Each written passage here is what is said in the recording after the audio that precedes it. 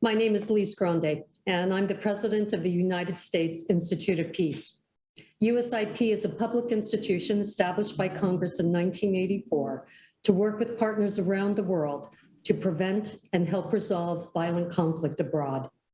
USIP is pleased to welcome everyone to this special conversation on the enduring legacies of the Vietnam War and the path forward. In the decades since the war ended, Vietnam and the United States have taken important steps to rebuild trust and repair relations between our two countries. Vietnam's cooperation has been essential to the U.S. government's attempts to account for missing U.S. personnel from the war, and we remain grateful for that partnership, which continues to this day. For its part, the United States has stepped forward to address the challenges caused by unexploded ordnance and Agent Orange. Senator Leahy's leadership in these efforts has been exceptional. When he was in Vietnam last week, Secretary of Defense Lloyd Austin acknowledged and celebrated the steps our two countries have taken, saying, quote, "We have built a foundation of trust and understanding tied to our decade-long cooperation on war legacy issues." Today, we will explore an important new partnership between Vietnam and the United States government called the Vietnamese Wartime Accounting Initiative. The aim of this partnership is to support the efforts of the Vietnamese people to search for those still missing and help recover their dead. All of us hope that these efforts will help to bring a measure of closure to families across Vietnam.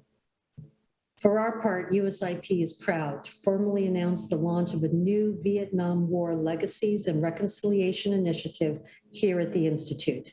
This initiative, at the request of Congress, aims to facilitate continuing dialogue between the U.S. and Vietnam through a series of bilateral discussions and public engagement in both countries. Later this year, as part of this initiative, USIP will convene a follow-up event to today's discussion, bringing together families who are personally connected to recovery missions to better understand the human impact of these efforts.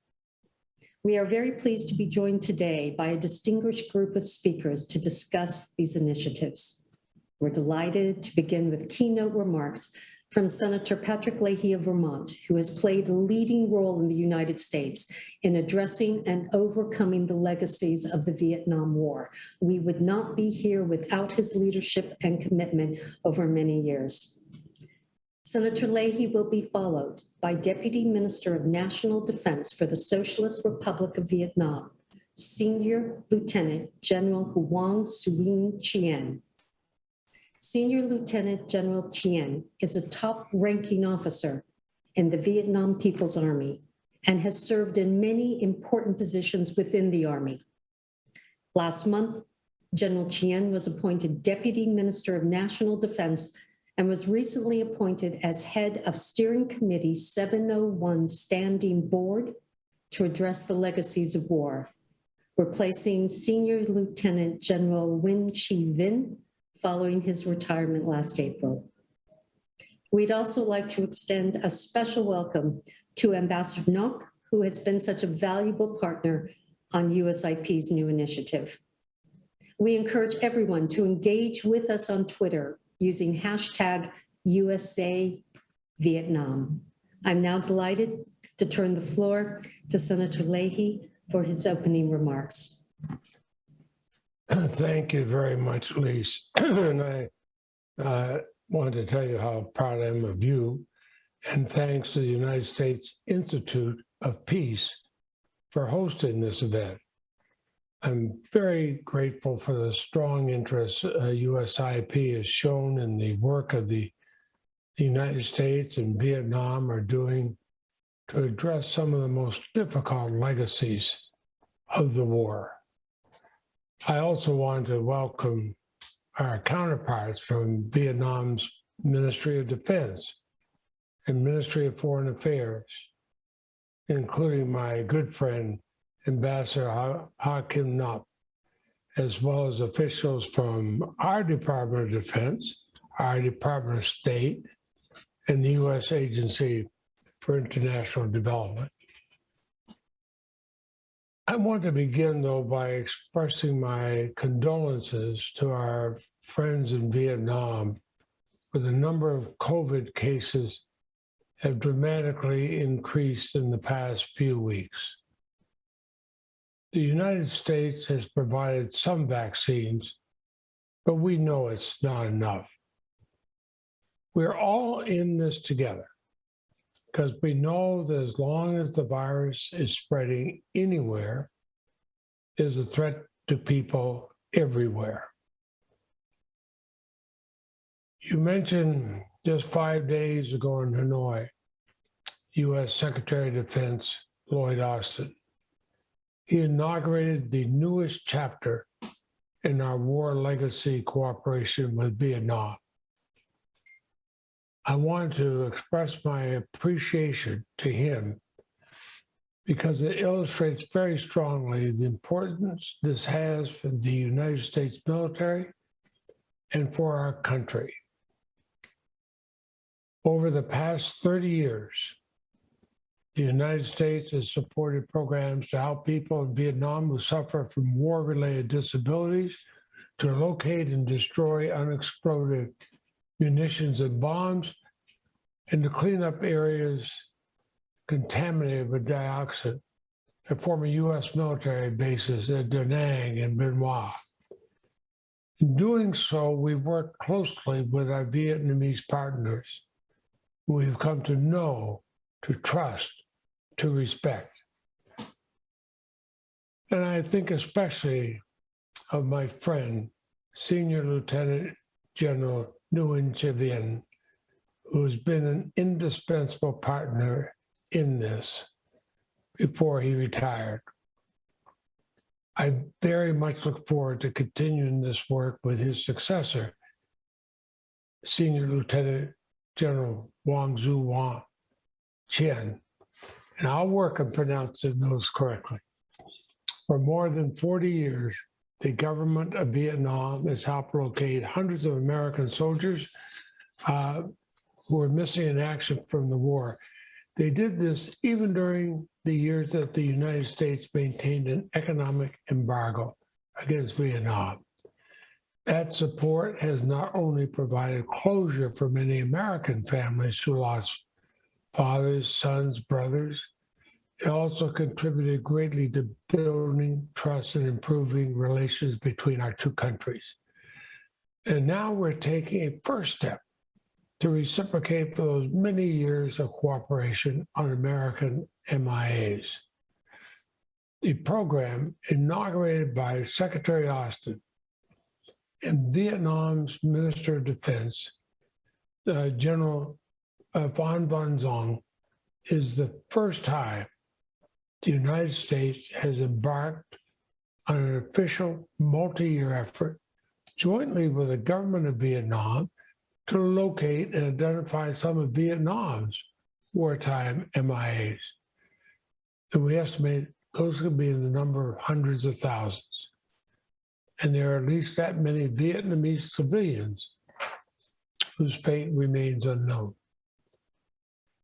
It would be difficult to overstate the significance of the fact that the Department of Defense is the lead United States government agency in this effort in cooperating with USAID.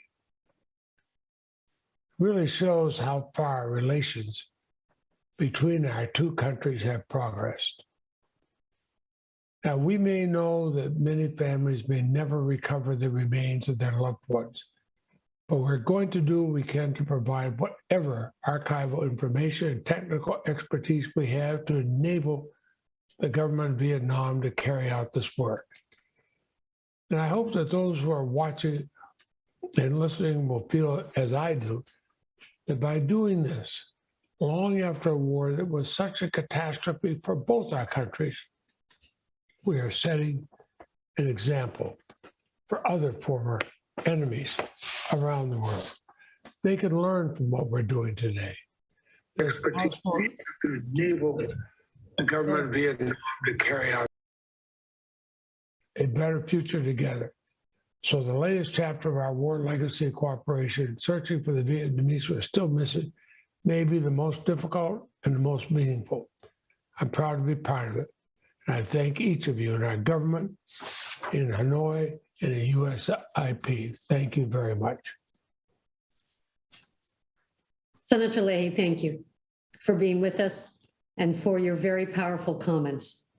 We now have the honor to turn the floor to Senior Lieutenant General Chien for his opening remarks.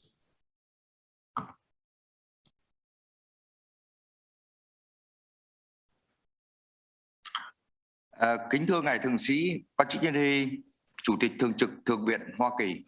Your Excellency, Thưa bà Legacies, Chủ tịch kiêm Giám đốc điều hành Viện Hòa bình Hoa Kỳ. Senator Patrick Leahy, President pro tempore of the United States Senate, Mrs.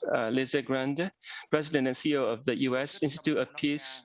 Ladies and gentlemen, I listened to the speech by the President and CEO of the U.S. Institute of Peace, and also the remarks by Senator Patrick Leahy. And it's true that five days ago, the U.S. Secretary of Defense and our Minister Phan Van Giang inaugurated a new chapter in the cooperation between the two ministries of defense.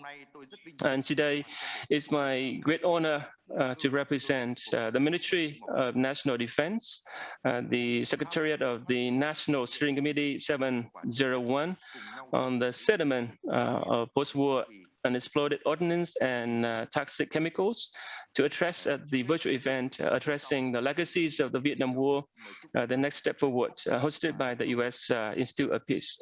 I'd like to wish you all good health, happiness, and success. Ladies and gentlemen, while the Vietnam War ended more than 45 years ago, its legacies, including unexploded ordnance, mines, and toxic chemicals, continue to have enduring impacts on the safety and health of people, affecting the environment and social and economic development. Statistics estimates area contaminated with landmines in Vietnam at around 6.1 million hectares, accounting for 18.71% of Vietnam's total area. And many areas were sprayed with Agent Orange during the war, with Da Nang, Bien Hoa, and Phu Cat airports being hotspots, with 700,000 cubic meters of contaminated soil. Unexploded ordnance has claimed the lives of more than 40,000 people and injured another 60,000. Most of the victims are breadwinners in the families, and over 4.8 million people were exposed to Agent Orange, of which more than 3.2 million were victims of Agent Orange, including the elderly, women, children suffering from the dangerous diseases, living in a very difficult life, but also trying hard to rise above the pain. Addressing the war legacies has always been high on the agenda of the party, the government, and people of Vietnam to protect the life, health, and safety of people, clean the environment, and facilitate sustainable economic and social development. And since 2017, the government of Vietnam decided to establish the Steering Committee 701, chaired by the Prime Minister. And in addition to our own efforts, 6 countries and 14 international organizations have joined Vietnam in handling post-war unexploded ordnance and toxic chemicals inflicted on the human beings and the environment. Today, I'd like to express my sincere thanks to the United States, Japan, Korea, the Czech Republic, Germany, France, New Zealand, the UK, Iceland, and also to international organizations like UNDP, Ford Foundation, Hatfield Company, Canada, Shimizu Company, Japan, Mines Advisory Group, MAG, Norwegian People's Aid, Geneva International Center for Humanitarian Demining.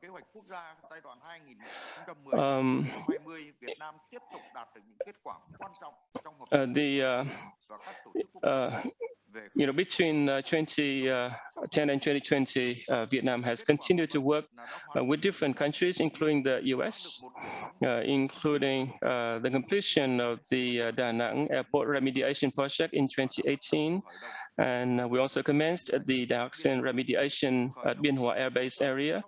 And also we launched the project to support persons with disabilities in 8 provinces heavily sprayed with Agent Orange. And the project was kicked off in the witness of the Vietnamese government leaders and Senator Patrick Leahy and U.S. Ambassador to Vietnam, Daniel Kittenbrink, in 2019. And also the Prime Minister approved the proposal for investment. Vietnam and also work with the U.S. To build capacity, to develop database, and also take minor action in Vietnam as part of the 2013 MOU signed between the Steering Committee 504 and the U.S. Department of State. And the results of our legacy cooperation stands as testimony to the strong partnership between Vietnam and the U.S. On behalf of the National Defense Ministry and the Steering Committee 701, I'd like to thank the government, the Congress, and people of the United States for working closely with Vietnam to address the consequences of unexploded ordnance, toxic chemicals in Vietnam. And in particular, I'd like to express my deep gratitude to Senator Patrick Leahy, a great friend of Vietnam, for his strong and significant efforts in overcome the war legacies in Vietnam, contributing to the comprehensive partnership between the two countries. The Secretary of Defense also reaffirmed the commitment to war legacy cooperation with Vietnam in his official visit last July. Of course, we have made important progress, but this is only the beginning of a long journey, given the huge amount of contaminated soil, especially in the Bien Hoa Air Base, because it is 5 times bigger than what is done in Da Nang, and it may take 10 years to complete, because we just can secure $183 million US, while another $400 million US is needed. And more than 3.2 million victims of Agent Orange in Vietnam are in need of healthcare, job security, and life. The U.S. Institute of Peace hosts this important event today for the 2nd time since 2019. Thank you very much for inviting me to join the event today. I also highly appreciate the event and look forward to more meaningful forums in the future.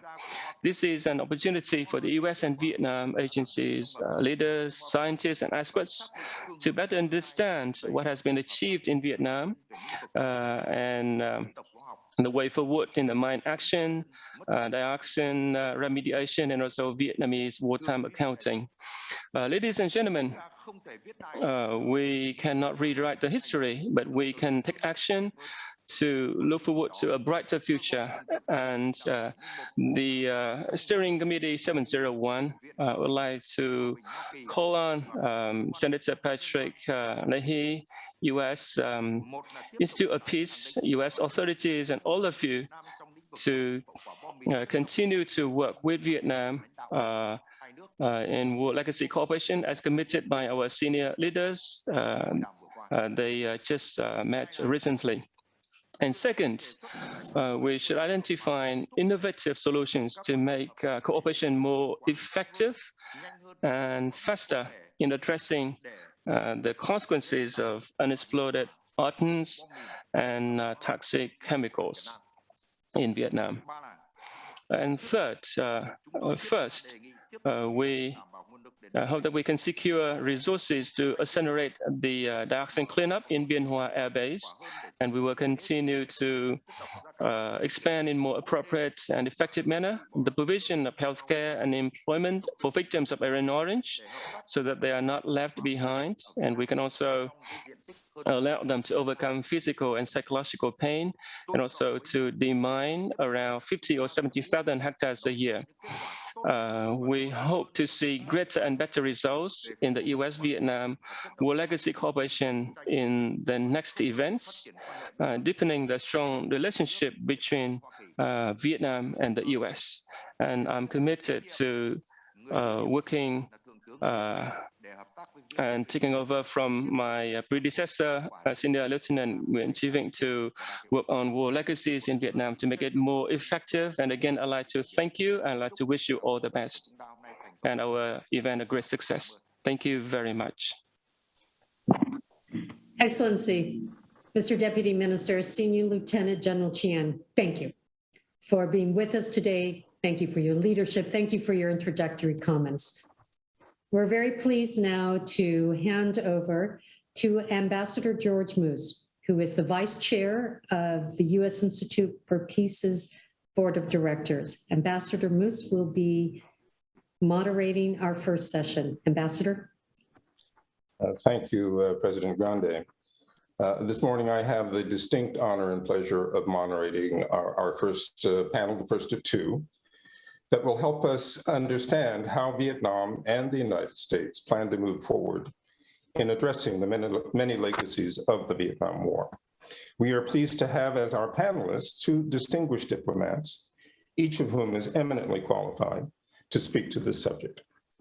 Ambassador Ha Kim Ngap is one of Vietnam's most senior diplomats.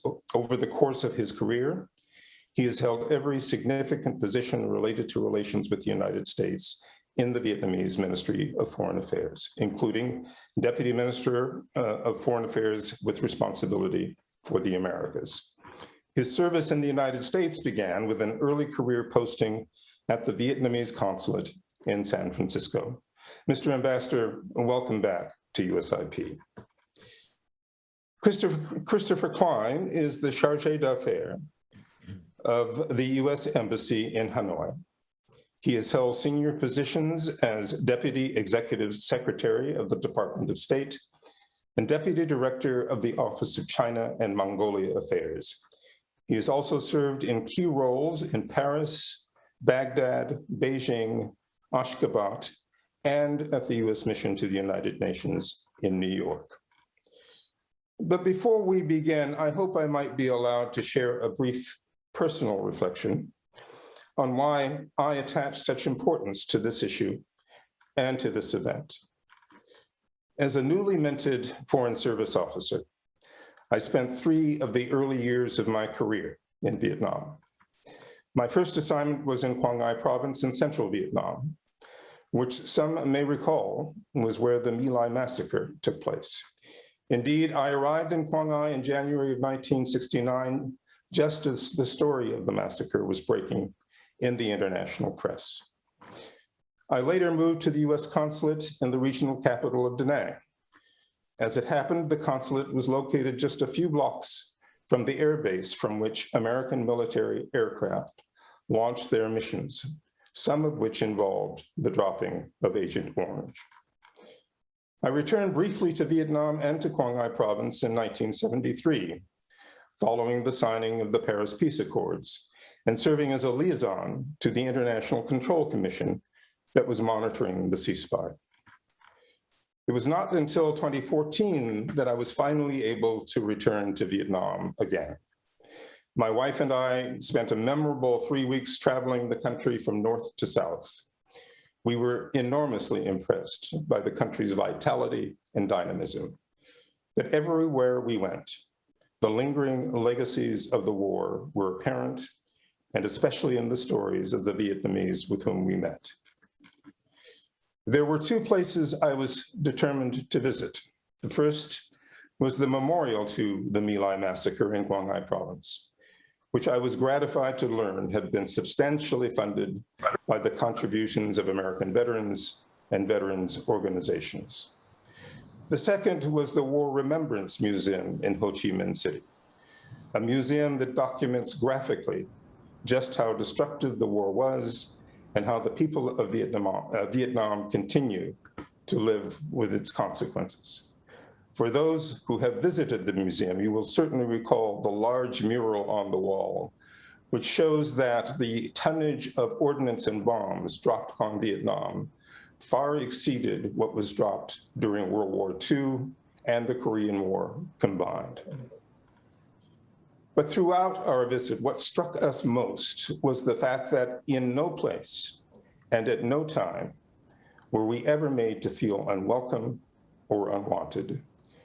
It was a remarkable testimony to the spirit of forgiveness of the people of Vietnam, and it is what gives me both encouragement and hope regarding the efforts our two countries are making together to address the legacies of the war. Now, let me turn to Ambassador Ngọc, to whom I would like to pose the following question. Mr. Ambassador, nearly 50 years after the end of the war, where do war legacy issues fit into U.S.-Vietnam relations? And why is U.S. assistance to account for those still missing important? Thank you, Ambassador George Moose, for your kind introduction and for sharing with us your experience with Vietnam for a long time, both at wartime and at peacetime now. The Honorable Patrick Leahy, President pro tempore of the U.S. Senate, President of the U.S. Institute of Peace, Legacies Grande, Senior Lieutenant General Hoàng Xuân Chiến, Deputy Minister of National Defense, a distinguished guest, ladies and gentlemen. Let me begin by expressing my deep appreciation to Senator Leahy for his strong leadership. Mr. Senator, the Vietnamese children call you Uncle Leahy, and whenever they are in trouble with their parents, they call you Mr. Batman, with the hope that Mr. Batman will come and protect them from being grounded. My gratitude also goes to President Grande, General Hoàng Xuân Chiến, the Institute of Peace, and all the distinguished guests who join us today. And I would like to take this occasion to congratulate the U.S. Olympic team on their outstanding results in Tokyo. Next, I would like to share with you some good news. This morning, thanks to the timely assistance of the United States, Vietnam is taking another big step forward in our fight against COVID-19.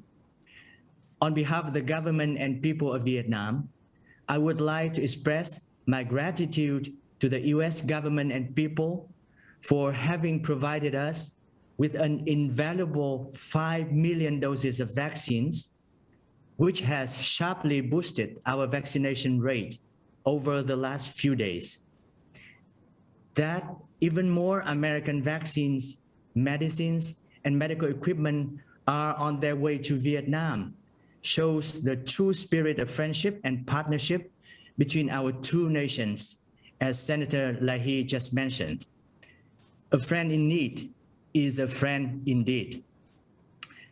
Another piece of encouraging news, as Senator Leahy also mentioned, is that Secretary of Defense Austin, during his recent visit to Hanoi, witnessed the signing of an MOU on cooperation in seeking, collecting, and identifying VMIA soldiers. This is a significant milestone and another vivid example of the close cooperation between Vietnam and the United States over the long journey of overcoming our legacies of war. Distinguished guests, ladies and gentlemen, in the new chapter of our normalized relations, one area of cooperation that witnessed great and sustained efforts from both sides was the addressing of war legacy issues. And we can take pride in the fact that this is a consistently bright spot in our bilateral ties today. Our achievements in this area have played an important role in enhancing other aspects of Vietnam-US relationship. Even more meaningfully, these achievements have helped to mend the wounds of war and to foster reconciliation and trust between the two nations, creating a strong and lasting foundation for deepened cooperations in the decades to come. The way our two countries have chosen to handle our war legacies stands as a paragon, a model for turning former foes into good partners and friends. Even as we work with the US government to account for American MIA servicemen, the government and people of Vietnam have made huge efforts to search for the remains of the Vietnamese soldiers missing in the war. We have achieved encouraging results, as General Hoàng Xuân Chiến just mentioned, but there is still much to be done. To date, the remains of over 200,000 cases of VMIA have yet to be found, and over 300,000 recovered cases are still unidentified. The steps ahead will be increasingly challenging and complex due to a lack of information, changes in topography, poor equipment and technology, and the passing of witnesses. In these circumstances, an agreement to cooperate in accounting for VMIA soldiers will generate new momentum for the ongoing efforts by the government and people of Vietnam.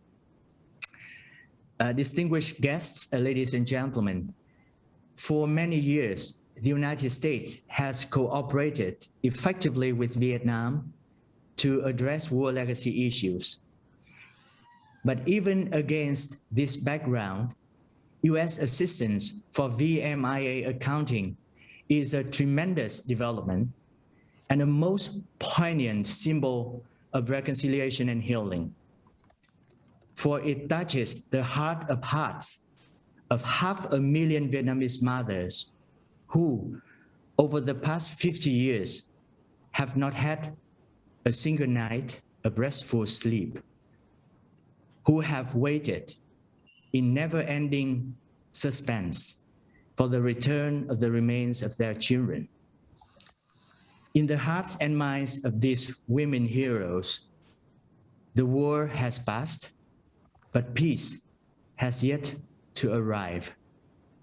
For their grief and regret cannot be soothed as long as their dear children are unable to come home. And to the people of Vietnam in general, who from the very beginning have supported the Vietnamese government's policy towards the United States, set aside the past, look to the future, and foster a new relationship with the United States. This decision by the US government represents, in its sincerest, profoundest, and most humane form, the empathy and compassion of our American friends towards our pain and the loss of our beloved sons and daughters. Once again, on behalf of the government and people of Vietnam, from the bottom of my heart, I would like to express my appreciation to the US government and people. I am truly grateful for the care and dedication given to this new initiative and this important area of cooperation by Uncle Lahi, Brother Tim Rizzer, and many other American and Vietnamese officials, partners, and friends. My deep appreciation also goes to Senator John McCain, Senator John Kerry, Mr. Bob Mueller, Ms. Ann Mills Griffiths, Deputy Prime Minister, Foreign Minister Nguyen Cơ Thach, Vice Minister Lê Mai, General Nguyễn Chí Vịnh, General Hoàng Xuân Chiến, and many others. With heart, vision, and courage, they each have made crucial contributions to addressing the legacies of war, promoting reconciliation and healing between our two peoples, and bringing our relationship to new heights. I'm confident that today's event will mark a positive start to implementing our recently signed agreement on VMIA. And I hope that the relevant US agencies, especially USAID, will earmark additional resources for establishing the Center of Excellence in Vietnam for high-tech identification of VMIA soldiers. With our strong resolve and concerted efforts, we may look forward to bringing peace and closure to the Vietnamese mothers who, even to this day, are anxiously waiting on news about their daughters and sons. Let us not rest until our last fallen soldier comes home. Thank you very much for your attention.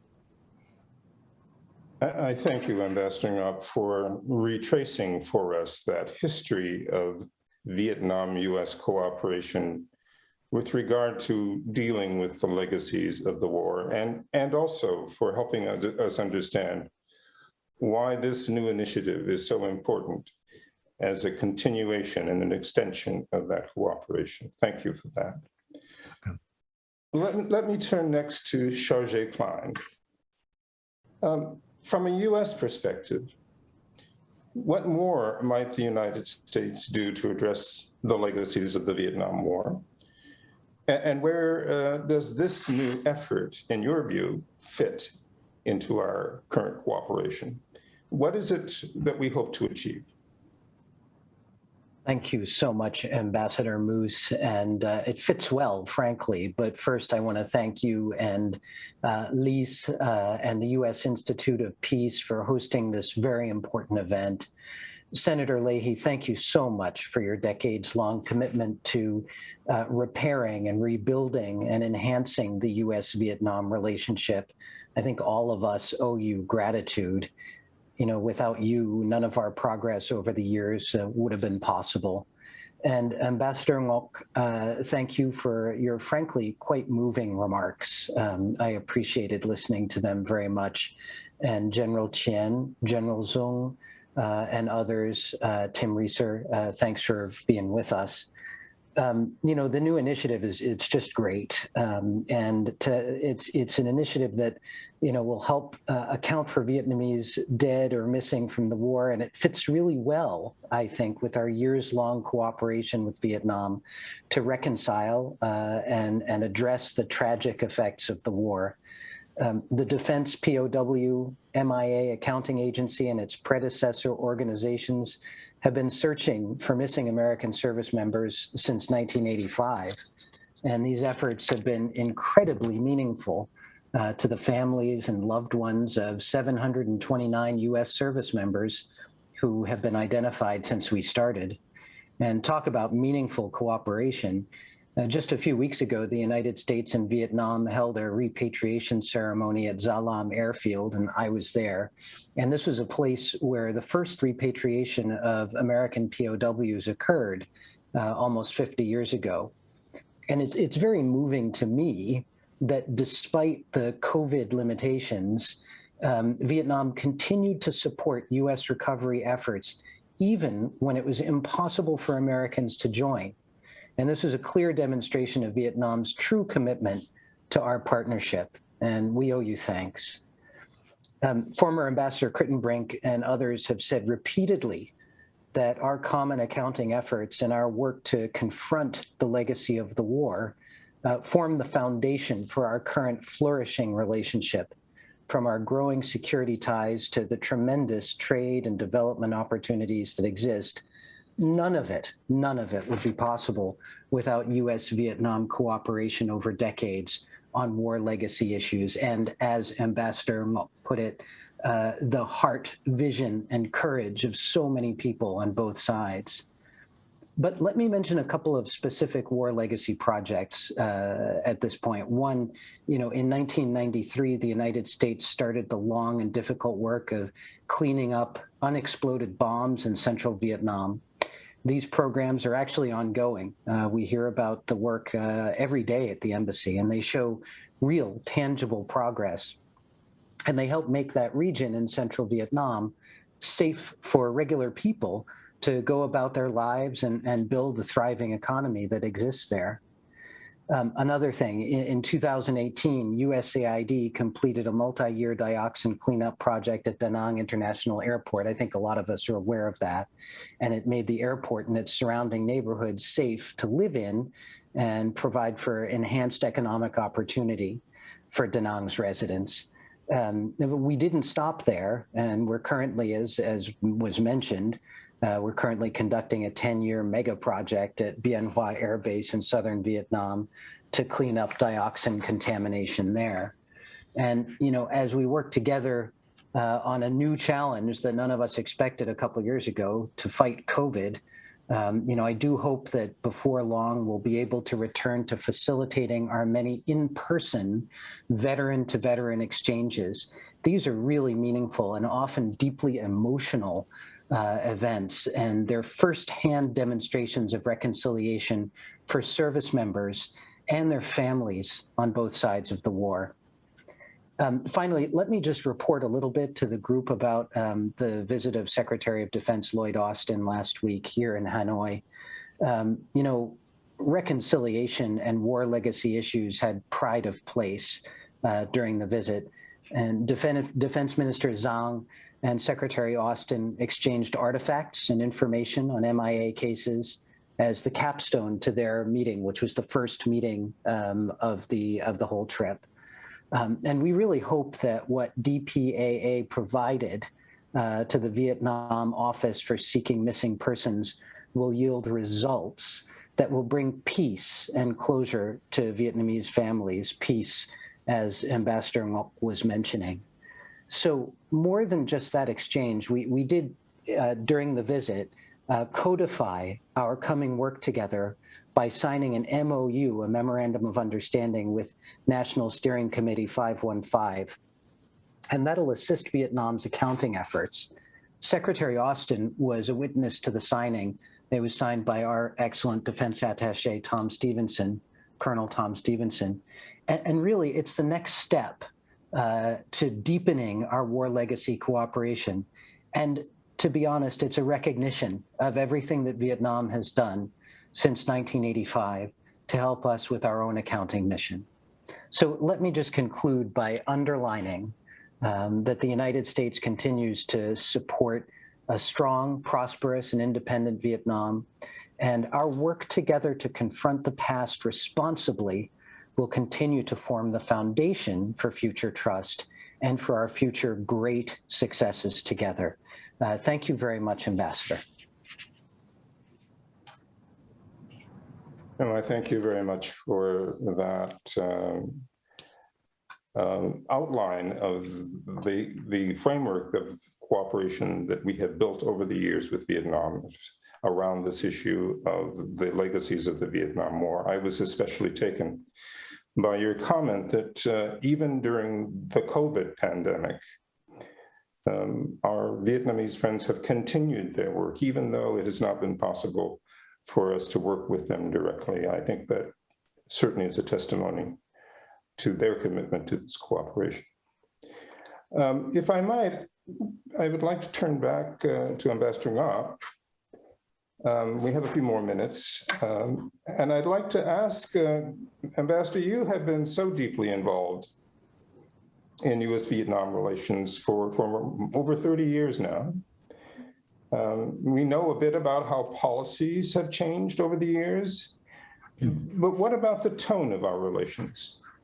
In what ways has your job in Washington been different from that of your predecessors? Thank you for your very interesting question. I think we have witnessed a higher level of interest from the United States, I mean the US administration, the Congress, the NGOs, the War Veterans Organizations, and people from all walks of life in working with Vietnam and contributing to our bilateral relations. Wherever we go, and when we meet with American people, they have something very interesting to talk about Vietnam. Maybe their own trips to Vietnam as tourists before the pandemic, or their family members, their sons and daughters who work in Vietnam as volunteers and they all tell about interesting story of Vietnam. So I feel very fortunate to have the very strong support and excellent cooperation from the administration official, from Congress, from NGOs, and people from all walks of life. Thank you, Mr. Ambassador. Perhaps I could, I certainly was struck by your comment about how many of us have been able to return to Vietnam, as my wife and I were just a few years ago. And I frankly look forward to our next return as well. But I think, again, it reflects just how deeply the two countries and the peoples of the two countries have bonded, notwithstanding the tragedy of the war. Chargé Klein, might I ask you a question too? We still have just a few minutes here.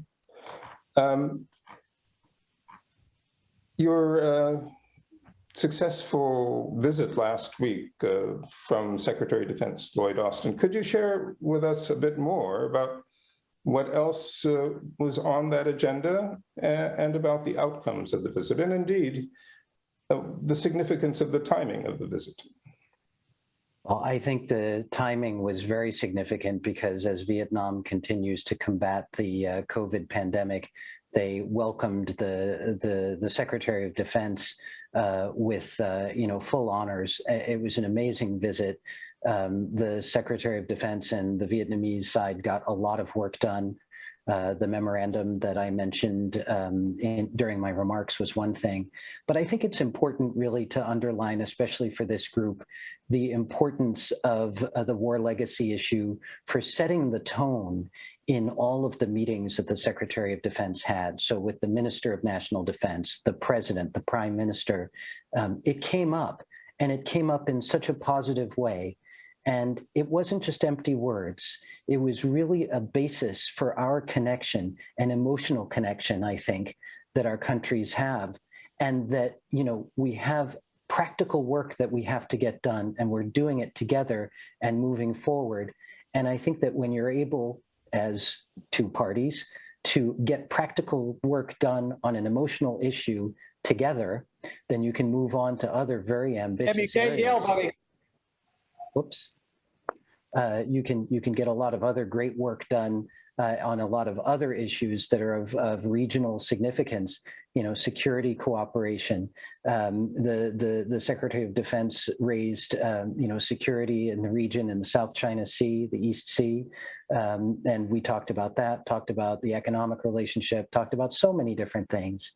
And it was really very much, the tone set through our cooperative relationship on war legacy issues that I think helped really, really move the ball forward. Oh, thanks very much for that, Chris. Let me close this session by thanking again Ambassador Ngọc and Chargé Klein for helping us situate this initiative within the broader context of our ever-expanding relationship. It's clear that this is not just something that is incidental or peripheral to our relationship, but that it is indeed core, as it should be, and that progress made in this area contributes broadly to the progress of the relationship. So I thank you both. And with that, I would like now to hand the floor to Brian Harding, USIP's senior expert for Southeast Asia. He leads the Institute's new Vietnam War Legacies and Reconciliation Initiative, the one that Lise Grande described in her opening remarks. Brian, may I turn the floor over to you? Thank you very much, Ambassador Moose, for your powerful remarks and facilitating that great conversation. I definitely think we've helped situate the new initiative in the broader context, so thank you for that. I mean, it truly is extraordinary how far we've come, but also, as we've heard, the challenge for this initiative and for the full range of war legacy issues remains immense. I'm very pleased to be moderating our second and final panel. And now that we've set the scene, our three speakers in this panel are going to dive into the details of how the new Vietnamese Wartime Accounting Initiative will actually assist in practical ways to do what we all want to see, the identification of the remains of missing Vietnamese from the war. Our first speaker is going to be Colonel Thomas Stevenson, the U.S. senior defense official and defense attaché to Vietnam. Colonel Stevenson has served in several key positions as a foreign area officer in the U.S. Army, including as the director of Southeast Asia Security Cooperation at U.S. Pacific Command, and as the chief of the Office of Defense Cooperation at the U.S. Embassy in Malaysia.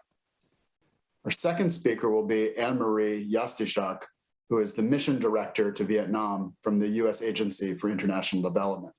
Ms. Yastichak is a career member of the Senior Foreign Service, and prior to becoming mission director in Vietnam, she served at headquarters for USAID in the Bureau of Asia from 2015 to 20 as acting senior deputy assistant administrator and deputy assistant administrator for the Bureau.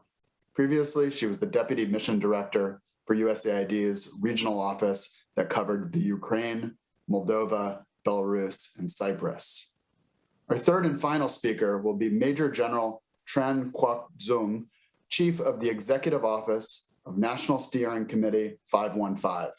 NSC 515, which was formerly known as Steering NSC 1237, is responsible for locating, gathering, and identifying the remains of fallen soldiers.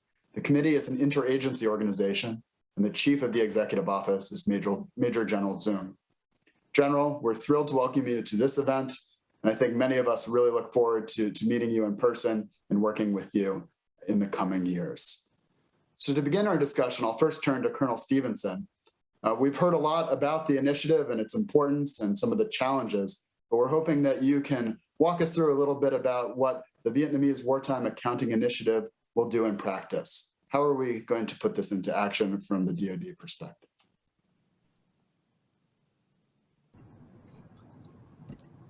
Yeah, thanks, Brian. In my remarks, of course, I will walk us through the details of the Vietnam Wartime Accounting Initiative. But first, I do want to briefly recognize the special event of last week. Last week, Minister of Defense Phan Van Giang and U.S. Defense Secretary Lloyd Austin provided their personal endorsement to our newest accounting effort, the VWIA.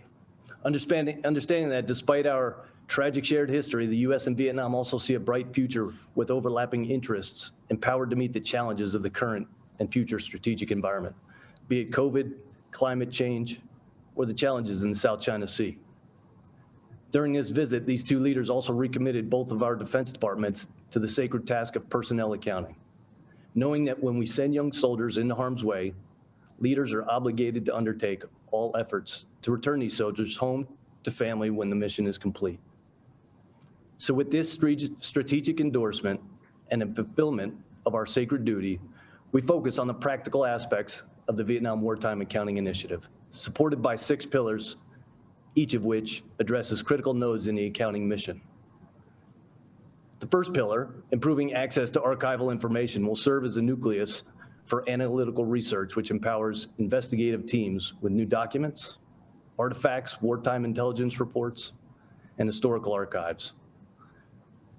While these sources exist in abundance, they're neither organized nor accessible in a way that supports personnel accounting, especially for those in Vietnam working across not just Hanoi, but in the provinces. To improve archival access, partners like Texas Tech and Harvard University will assist Vietnamese counterparts navigating the archipelago of wartime archives, assisted by the Combined Document Exploitation Center in Lubbock, Texas. The second pillar, applying technology, will expand the techniques and tools used to upload, archive, integrate, and access information required by Vietnamese researchers. In time, such technology might incorporate artificial intelligence, virtual communities of interest, and other collaborative tools resident in not just the military accounting community, but in academia and with veterans, historians, and hobbyists newly enlisted to serve this cause. Pillar 3. Our third pillar, building capacity, will energize the accounting effort with precise applications of training and in some cases equipment, which the U.S. accounting community has refined for 35 years in order to optimize their own research, their own excavation, lab analysis, and forensic identification capacity. The fourth pillar is the one I find most exciting, people-to-people exchanges. The true magic behind the Vietnam Wartime Accounting Initiative is not just technological tools, not just better archival access, and not just new equipment, but in fact, the new community we create. This includes researchers, families, academics, veterans, and historians who collectively hold fragments which might combine to resolve long, dormant cases. To date, our two parallel accounting communities have worked mostly in isolation. Through people-to-people exchanges, we will physically bring members of these communities together, allowing each to contribute on the basis of their unique marginal advantage, and in the hopes of delivering more effective results for both sides. I expect our people-to-people efforts will also yield an online army, unified in the task of fullest accounting, energized to serve as the investigative foot soldiers in this combined effort. Such collaboration holds the true potential for transformative accounting results. The fifth pillar, led by USAID, reflects the U.S. whole of government surge to enhance Vietnam's capability for better accounting, in this case, specifically with DNA analysis and identification. Ms. Anne-Marie Yastashak, our USAID director in Hanoi, leads this project and will further share details. However, we wanted to acknowledge this vital parallel effort and will work to integrate it alongside NSC 515's accounting efforts. The sixth and final pillar is media outreach, which aspires to tell the story of not only our special partnership, but our common purpose to transform the legacy of violence and destruction into deliberate trust building and focused cooperation. This cooperation is testament that a bitter history will neither weaken us nor be forgotten, but instead our history will unify us as we serve fallen soldiers and those families consumed by an unimaginable void.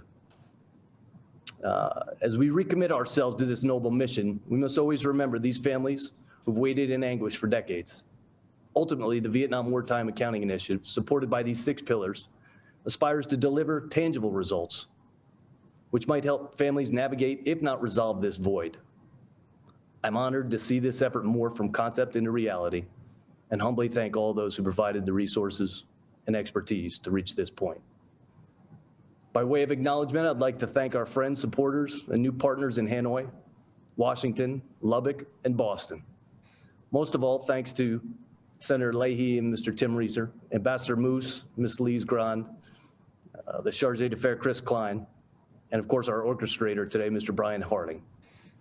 I also want to personally recognize Major Chad Somerville and Major Chuck Casey, the 2 Marines, the engines and agents of change who literally and figuratively gave us our new MOU and bring us to this day.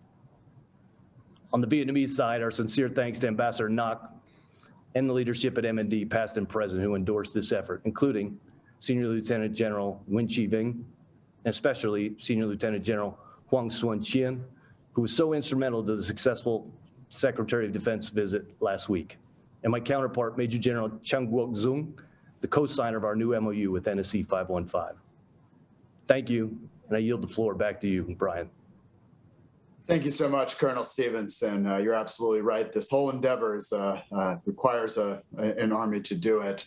At USIP, for our part, we're excited to be supporting this initiative of making sure that the publics of Vietnam and the United States know this cooperation is happening, facilitating some of those exchanges. And for those who aren't familiar, I've met and gotten to know the historians that will be working on this project at Harvard University and Texas Tech University, and they're steeped in U.S. Vietnam relations, have the cultural and historical savvy in addition to the technical skills.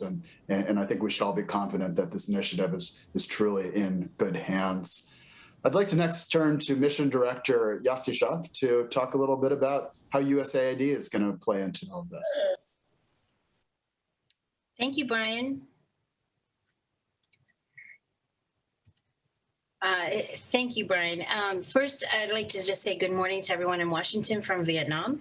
I'm honored to be included really among this esteemed panelists for today's launch event for an important new area of bilateral cooperation.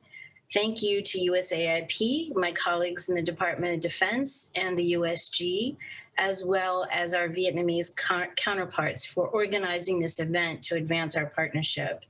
And a huge thank you, of course, to Senator Leahy and Tim for their vision and long-term commitment to reframing the relationship between the U.S. and Vietnam and for confronting the issues of the past so that we can all move forward together.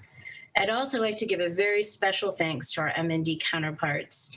As Senator Leahy mentioned, we have developed a relationship based on trust and mutual commitment to working on war legacies. And just today, we had another productive meeting to identify a way to continue our critical cooperation in the midst of the pandemic. So thank you very much. For us at USAID, our goal is to bring the best cutting-edge DNA analysis technology and techniques to Vietnam in order to improve the identification of Vietnamese still missing from the U.S. Vietnam War and returning the unidentified or identified remains to their families. In July of 2020, we at USAID Vietnam signed a memorandum of intent with the Vietnam Office for Seeking Missing Persons, or VNOSMP, on technical support for the identification of human remains with the objective of providing forensic, DNA, and other genetic analysis assistance. Since we launched this partnership with the government of Vietnam, we've been working with the VNOSMP to understand what support Vietnamese experts believe is needed. We have also been consulting with international experts in DNA analysis to better understand the available technologies that can guide our cooperation. To support us in our mission, we have provided $2.5 million for a 3-year award to the International Commission on Missing Persons, or ICMP, the leading public international organization in identifying human remains from global conflicts. The first step is a pilot program to test state-of-the-art DNA analysis technologies on skeletal remains from Vietnam. This pilot will help to identify the most appropriate technologies and procedures for the Vietnamese context. We will then help to transfer the technology to one or more Vietnamese laboratories to improve Vietnam's DNA analysis capacity. We hope that through this approach to adapt new technology, we can help the GVN create a DNA analysis system capable of processing the large number of human skeletal remains much faster than is currently feasible.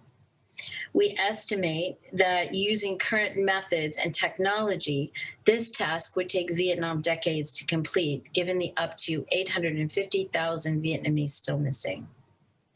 In addition to the focused DNA work, we at USAID Vietnam will also collaborate with VNOSMP to conduct a holistic needs assessment of the current system for identifying and returning remains from the war to their next of kin. We plan to implement this activity this fall and will provide us with the overview of what the GVN will need to successfully implement this important undertaking. This year, we'd also like to prioritize a collaborative effort with VNOSMP and other GVN stakeholders to prepare a long-term engagement plan for our support. This support should include technical assistance in capacity building, technology transfer, and the provision of critical equipment. One important area of future collaboration will be to facilitate the development of comprehensive protocol within the GVN for identification of human remains. The protocol will clarify the roles and responsibilities of all key stakeholders and partners, such as the Ministry of Foreign Affairs, the Ministry of Labor, Invalids, and Social Affairs, Ministry of National Defense, and other institutes and private partners. We can also help our government counterparts to develop a budget and identify financial resources that may contribute to this task over the long term. Our goal is to ensure that Vietnam is set up independently and successfully to identify human remains from the war and bring peace to as many families as possible who lost loved ones. Our support to improve DNA analysis is only part of the broader U.S. government strategy to support Vietnam in reuniting the remains of loved ones with their families. From our own U.S. personnel accounting experience, we know this to be one of the most meaningful actions that a government can take. We want to help Vietnam succeed in this important mission. So again, I really want to say thank you very much for this invitation and to be here, and for you, Brian, and your work in this area. And we look forward to working with everyone much closer. Thank you. Thank you so much. I mean, it's just really fantastic and seems like it could be transformative. So we look forward to checking back in the future. Finally, we'll turn to Major General Dung, who I hope can give us a sense of how NSC 515 plans to work with the United States in support of the Vietnamese Wartime Accounting Initiative. General Dung, the floor is yours. Kính thưa Ngài Thượng nghị sĩ Patrick Leahy. Well, Senator Patrick Leahy, President pro tempore of the United States Senate, Mrs. Leslie Grant, President and CEO of the U.S. Institute of Peace, Senior Lieutenant General, Mr. Hoàng Xuân Chiến, Deputy Minister of National Defense, Ambassador Ngọc, ladies and gentlemen, first of all, I'd like to thank the USIP for hosting this event for the two countries to exchange ideas and better understand our goodwill and efforts in war legacy cooperation as a whole, and Vietnam's MIA assistance in particular. And hopefully it will set the stage for more effective and practical cooperation in this regard in the future. And it's an important part of the bilateral relationship which is being advanced by our leaders of the two countries. As you may know, that 45 years has passed since the war ended. The consequence still linger, and around 200,000 MIA needs to be located and recovered, while it is increasingly challenging to do so given the lack of information of the original location of death and burial, the protracted war, the long time after burial, and incomplete archives. It's also challenging because those who witnesses know about the MIAs and are getting old with memory loss. So we believe that international cooperation, especially with the US, is one of important and effective solutions in this regard. And last July, in 2014, at the invitation of the U.S. Defense, our delegation visited and worked with the U.S. Counterparts and exchanged information on the Vietnamese MIAs missing in action, and the two parties agreed to establish an arrangement to provide information and also to identify the remains in Vietnam, and also it's recognized as a humanitarian action, and we have seen good progress being made. And on July 29, 2021, the Office of the National Steering Committee 515 and the Office of the U.S. Defense Attaché in Vietnam signed an MOU on accounting for Vietnamese wartime MIAs. And the signing ceremony was witnessed by the U.S. Secretary of Defense and our Minister of National Defense. It marks an important milestone in line with the direction set by the leaders and also cooperation agreements signed by the defense ministries of the two countries. At the same time, it's also a significant political move contributing to the U.S. Vietnam Comprehensive Partnership. It also allows the people of Vietnam and the U.S. to better understand our war legacy cooperation and MIA assistance in particular. I'd like to reiterate our commitment to the cooperation. I'd like also to call on you to provide information, documents, objects related to Vietnamese wartime MIAs from different sources at the U.S. disposal. For example, the intelligence documents, diary of battles, and you can compile relevant documents, compare, contrast, and future information, digitalize data from available records and transfer them to our office to support the location and identification of our wartime MIAs. We also call on you to engage organizations and individuals, especially Vietnam War veterans, in collecting, sharing, and providing Vietnam with information and documents to account for Vietnamese wartime MIAs. It is a continuation of partnership in this area. And third, we call on you to share experiences in searching for U.S. service members missing and build our MIA search analysis and identification capacity. We also expect you to support Vietnam in the form of training and equipment provision to conduct research, investigation, and excavation of areas and locations involving Vietnamese wartime MIAs. To make the cooperation effective, the two sides should strengthen the exchange of delegations, experience, information, and records through diplomatic channels or by email, or designate experts to provide and confirm information in person and hold regular meetings. I would like to thank Senator Patrick Leahy and relevant U.S. officials, agencies, and organizations for supporting Vietnam to address war legacies and especially to account for Vietnamese wartime MIAs. It is part of the humanitarian action contributing to the broad-based cooperation between the U.S. and Vietnam. Thank you very much. Well, thank you very much, General Dung. I know our colleagues in Hanoi are looking forward to working with you in your new position, and we truly look forward to a time when we can welcome you to USIP to discuss these issues further with people, important stakeholders in Washington when you're able to make it. We're almost out of time, so I'd like to just close by thanking our panelists for joining us to discuss this landmark new initiative. I think we can all agree that this is important, urgent work that we can all be proud of. And again, I hope we can have our panelists back at USIP in future years to celebrate the successes that will arise from this new effort.